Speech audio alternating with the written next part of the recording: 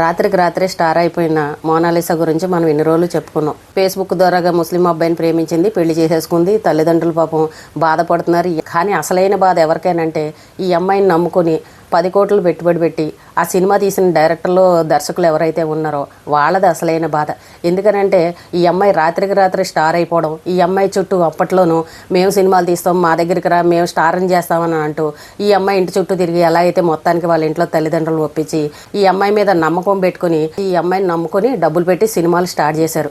ఆ అమ్మాయి సినిమా తీసిన దర్శకుడు ఎవరైతే ఉన్నారో అతను బయటకు వచ్చి ఇదంతా లవ్ జిహాదు కావాలనే చేశారని అతను వచ్చి బయటకు మాట్లాడగానే ఒక్కసారిగా మోనాలిసాకి ఆ సినిమా తీసిన అతని మీద కోపం వచ్చేసింది. అతనేమో 10 కోట్లు డబ్బులు పెట్టాడు ఈ అమ్మాయిని నమ్ముకొని.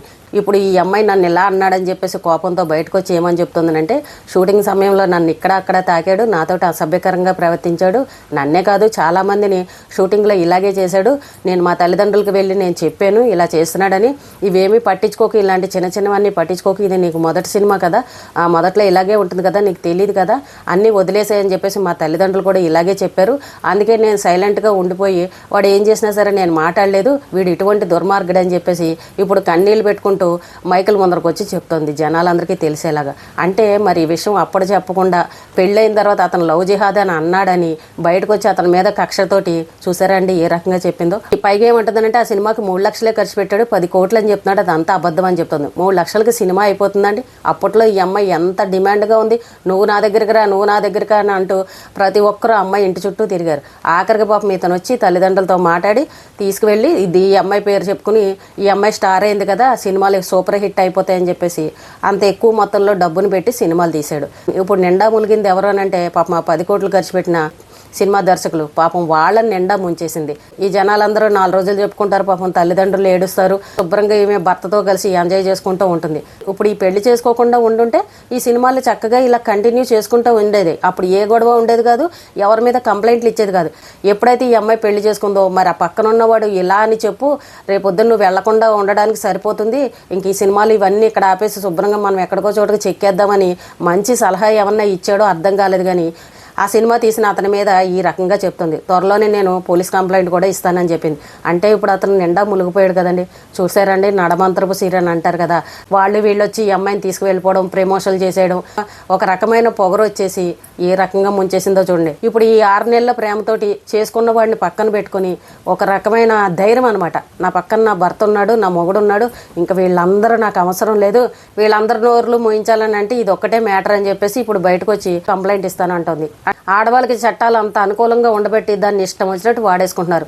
కానీ ఇక్కడ అందరూ మాట్లాడే మాట ఏంటంటే పాపం ఈ రోజున తల్లిదండ్రులు ఏడుస్తున్నారు, పైగా తల్లిదండ్రుల మీద నిందలు వేస్తుంది, మా నాన్న తాగబోతాడు అంటుంది, మా అమ్మ ఇలా మాట్లాడింది, నన్ను ఇలా టార్చర్ పెట్టారు ఎన్ని రోజుల నాని పిచ్చి పిచ్చి మాటలన్నీ తల్లిదండ్రుల మీద చెప్తుంది. ఇప్పుడు కానీ ఇన్ని రోజులు పెరిగింది ఆ తల్లిదండ్రుల దగ్గరే కదా, ఆ ఇన్ని రోజులు ఆ పచ్చడి మెతుకులు వేసుకునే తిరిగింది కదా. ఎవడో సరదాగా తీసిన వీడియో అది వైరల్ అవడంతో ఈ అమ్మాయిని అందరూ రాత్రికి రాత్రి స్టార్ని చేశారు. అసలు ఏ స్టార్ అవ్వకుండా ఉండుంటే ఇప్పుడు ఆ తల్లిదండ్రుల ఇంట్లో ఉండదా, ఇన్ని రోజులు పడిన కష్టాలు పడదా? అంటే ఒక ధైర్యం అనమాట, ప్రేమించిన వాడు నా పక్కన ఉన్నాడు, ఇంకా వీళ్ళెవరో నాకు అవసరం లేదని కళ్ళు నెత్తికి ఏ రకంగా ఎక్కే చూసారా. ఒకసారిగా ఒక పేరు ఒక డబ్బు చేతిలో కనబడేసరికి ఒళ్ళు ఏం తెలియదు అనమాట. కొన్ని రోజుల తర్వాత వాడు ఎటన్నా తీసుకువెళ్ళి అక్కడ నానా కష్టాలు పెట్టి నానా ఇబ్బందులు పెట్టాడు అనుకోండి, అప్పుడు ఇదే తల్లిదండ్రులు గతవుతారు. తల్లిదండ్రుల మీద ఈ రకంగా మాట్లాడేసరికి వీళ్ళిద్దరు ఫోటోల్ని పెట్రోల్ పోసి అంటిస్తున్నారు ఈ తల్లిదండ్రులు ఉన్న చోట. ఆ అమ్మాయిని అంత అసహించుకుంటున్నారు. ఒకప్పుడు చూడండి పేదింట్లో వచ్చినా పోనీలే, పాపం ఎవరో ఒకళ్ళ ద్వారాగా ఈ అమ్మాయి స్టార్ అయ్యింది, వాళ్ళ కుటుంబం బాగుపడుతుందిలే, మన జనాలు మంచి పనే చేశారని చాలా మంది మెచ్చుకున్నా. కానీ ఇప్పుడు ఈ అమ్మాయి మాట్లాడే మాటలు చూస్తే అందరూ అసహించుకుంటున్నారు. పైగా వీళ్ళ ప్రేమని ఎవరితో పోలుస్తుందని అంటే రాధాకృష్ణులతో పోలుస్తుంది. ఏ రాధాకృష్ణులు ప్రేమించుకోలేదా, వెంకటేశ్వర స్వామి బేబీ నాంచారిని చేసుకోలేదా, మేం చేసుకుంటే తప్పేంటని ఇలా భగవంతుడితోటి పోలుస్తున్నారు. ఎంత దారుణం అండి. మనం మానవ మాత్రలో భగవంతుడితోటి పోలికేంటి, భగవంతుడితో పోలు చేసుకుంటున్నారు బాగానే ఉంది, కానీ అంత స్వచ్ఛంగా ఉంటున్నారా, జీవితకాలం అంతే ఇష్టంతో ఉంటున్నారా? ఈవేళ పెళ్ళిళ్ళు చేసుకుంటున్నారు, వీడిని వదిలేస్తున్నారు, మళ్ళీ ఇంకొకటి చేసుకుంటున్నారు, వాడితోనూ సరిగ్గా ఉండరు, లేదంటే విడాకులు ఇచ్చేస్తున్నారు, ఇంకో పెళ్లి చేసుకుంటున్నారు, నానా రకరకాలు చేస్తున్నారు. అసలు భగవంతుడికి మనకి పోలికేంటి? ఎంత దారుణంగా తయారయ్యారంటే మనుషులు. మీరు చేసింది తప్పురానంటే భగవంతుడు వాళ్ళు ఎలా చేసుకోలేదా, వీళ్ళు ఎలా చేసుకోలేదా అని ఈ రకంగా మాట్లాడుతున్నారు. ఆ అమ్మాయి చదువుకోలేదు, అంత తెలివితేటలేదు, వయసు చూస్తే ఇంకా 18 ఏళ్ళే, నాకు అన్నీ తెలుసు అన్నట్టు ఈ రోజున తల్లిదండ్రులు కూడా ఇష్టం వచ్చినట్టు తిడుతుంది. అంటే ఆ ప్రేమించిన వాడు ఈ అమ్మాయిని ఎంత మార్చేశాడో చూడండి. నువ్వు ఇలా చెప్పు అని చెప్పేసి పక్క నుండి ట్రైనింగ్ ఇస్తుంటే ఈ అమ్మాయి వాడు పాడిన పాటల్లా పాడుతుంది. అయ్యో రేపొద్దున దీనివల్ల నాకు ఎన్ని అనర్థాలు వస్తాయన్న ఆలోచన ఆ అమ్మాయిలో కొంచెం కూడా లేదు. అదే కనుక ఈ ముస్లిం వాడు కనుక ఈ అమ్మాయికి పరిచయం కాలేదనుకోండి, ఈ అమ్మాయి బతుకు ఎప్పుడూలాగానే చక్కగా అలా సినిమాలు చేసుకుంటూ ఏదో రోజు గడిచేది. వీడొచ్చి మొత్తం ఆ అమ్మాయి జీవితాన్ని నాశనం చేశాడు. పైగా వాడొచ్చేమని చెప్తాడు, నేను ఎక్కడా పెళ్లి చేసుకుందామని అనుకోలేదు, మామూలుగా పరిచయం అయింది, తనే నన్ను ప్రపోజ్ చేసింది, అందుకే నేను ఇష్టపడి పెళ్లి చేసుకున్నానని మొత్తం స్టోరీ అంతా తీసుకొచ్చి ఆ అమ్మాయి మీద పెట్టేశాడు. అయ్యో 18 ఏళ్ళకే పెళ్ళి ఏంటి, నేను ఇంకా బోల్డ్ సినిమాలు చేయాలి, నాకు ఇంకా బోల్డ్ అంత లైఫ్ ఉంది, నేను ఇంకా బోల్డ్ అంత సంపాదించుకోవాలి, మా అమ్మ మా నాన్నని చూడాలన్న ఇలాంటి ఆలోచనలు ఎక్కడా లేకుండా తన తోడబుట్టిన వాళ్ళ గురించి, కుటుంబ సభ్యుల గురించి ఇవేమీ ఆలోచించకుండా తన స్వార్థం తను చూసుకుందనమాట. పోనీలే మనలాంటి వాళ్ళు ఏమనుకుంటామంటే, పోన్లే పేదింటి పిల్ల కదా, ఎంతోమంది సంపాదించుకుంటున్నారు, పోన్లే ఈ అమ్మాయి కూడా సంపాదించుకుంటే కుటుంబానికి కొంచెం అండగా ఉంటుందని మనం అందరం అనుకున్నాం. కానీ ఈ అమ్మాయి చూడండి, రెక్కలు వచ్చిన పక్షులాగా నా దారి నాదే, నేనే ఫేమస్ అయ్యాను, నేనే సంపాదించుకుంటాను, నేనే బతుకుతానని అన్నట్టు ఈ రకంగా మాట్లాడుతుంది. అప్పుడే ఇలా చేసినప్పుడు నాకు ఇష్టం లేదు, నేను సినిమాలు చేయను అని అంటే ఎవరు కూడా బలవంతంగా లాక్కెళ్ళరు కదా. అంటే కొంతమంది మైండ్ సెట్ అలా ఉంటుందన్నమాట. అవసరం ఉన్నంత వరకు ఒకలాగా, అవసరం అయిపోయిన తర్వాత ఒకలాగా, ఇలా 2 నాలుకలతోటి మాట్లాడతారు. రాధాకృష్ణులు అంత గొప్ప ప్రేమ మాదని చెప్తుంది, కానీ ఇది ఎన్నాళ్ళు ఉంటుందో చూద్దాము. 1 సంవత్సరం అయిన తర్వాత అప్పుడు వీళ్ళ ప్రేమ ఏంటో, వీళ్ళ పెళ్ళి ఏంటో అన్ని వ్యవహారాలు బయటకు వస్తాయి. అంతవరకు ఈ అమ్మాయి ఇప్పుడు ఆ అబ్బాయి మోజులో ఉంది కాబట్టి ఇలాగే మాట్లాడుతుంది. కొన్ని రోజులు అలా చూస్తూ ఊరుకోవాలని అందరూ కామెంట్లు చేస్తున్నారు. అయ్యో చిన్నపిల్ల ఏమీ తెలియదని మనం జాలి పడుతున్నాం, కానీ ఈమెకి ఎంత సపోర్ట్ ఉందో. పైగా కేరళలో ఉన్న రాజకీయ నాయకులు చుట్టూ ఉండి ఆ అమ్మాయికి అండగా నిలబడి పెళ్ళిళ్ళు చేసేసి మ్యారేజ్ సర్టిఫికెట్లు ఇచ్చేసి నానా భాగవతం చేశారు. ఇప్పుడు అదే రాజకీయ నాయకులు కూడా ఆడపిల్లలు ఉంటారు, మరి వాళ్ళ పిల్లలు కూడా ఇలాగే చేస్తారా? ఎవరన్నా వాళ్ళ కూతురు ఇలాగే చేస్తే వాళ్ళు ఊరుకుంటారా?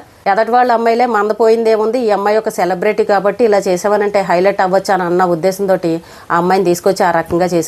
చుట్టూ ఉన్న రాజకీయ నాయకులు వాళ్ళ ఇంట్లో ఉన్న ఆడపిల్లలు ఒక ముస్లిం అబ్బాయిని చేసుకుంటానంటే అది ఎవడన్నా ఊరుకుంటాడండి? ఎన్ని కేసులు, ఎన్ని గొడవలు, ఎన్ని జరుగుతాయి?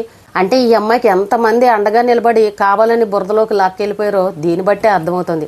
పోనీ ఈ పిల్లకంటే ఏమీ తెలియదు అనుకోవచ్చు, ఆ చుట్టూ ఉన్న రాజకీయ నాయకులు కూడా ఈ అమ్మాయికి ఎంత సపోర్ట్ చేశారని అంటే వాళ్ళు ఏదో ఆలోచనతోనే చేశారు, కావాలనే చేశారని అందరూ ఈ రోజున మాట్లాడుతున్నారు. చూద్దాం మోనాలిసా జీవితం మరి 3 పువ్వులు 6 కాయల్లాగా సంతోషంగా ఉంటుందా, మరి సంవత్సరం తర్వాత ఏమన్నా గొడవలతోటి మళ్ళీ బయటకు వస్తుందా? పాపం ఈ సినిమాల కోసం ఖర్చు పెట్టిన 10 కోట్లు పాపం ఆయనకి ఎవరిస్తారు, ఆయన పరిస్థితి ఏంటి, ఇవన్నీ ఏం జరుగుతాయి చూద్దాం. మళ్ళీ మీడియా ముందుకు వచ్చి ఏం కన్నీళ్ళు పెట్టుకుంటుందో అది కూడా చూద్దాం. ఈ అమ్మాయి చేసిన పని వల్ల అటు పాపం వాళ్ళ కుటుంబ సభ్యులు ఏడుస్తున్నారు, ఈ సినిమాలు తీసిన వాళ్ళు ఏడుస్తున్నారు. ఇది పరిస్థితి అనమాట.